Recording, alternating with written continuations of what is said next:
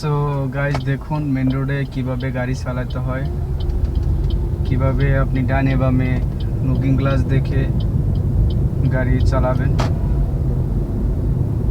এবং অন্য গাড়ি বিপরীত সাইড থেকে কোনো গাড়ি আসে কিনা এবং তিন রাস্তার মুখোমুখি কিভাবে গাড়ি কন্ট্রোল করবেন, কিভাবে অন্য গাড়িকে সাইড দিবেন,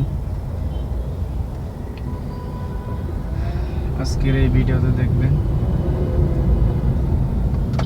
গাইজ দেখুন, আমি যখন রাস্তার মাঝখানে বা ডাইনে বামে যাই, আমি এই যে ডাইনে ইন্ডিকেটার দিই, তারপর লুকিং গ্লাস দেখে আস্তে আস্তে করে ডাইনে চাপি, যাতে অন্য গাড়ি বুঝতে পারে যে আমি ডাইনে উঠবো।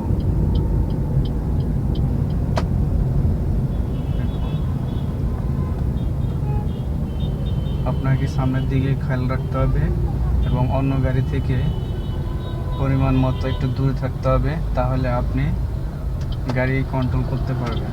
এখন আমি বামে যাব, বামে ইন্ডিকেটার দিলাম, দেখে বামে পিছনে কোনো গাড়ি আসতেছে কিনা আমি দেখে বামে উঠলাম।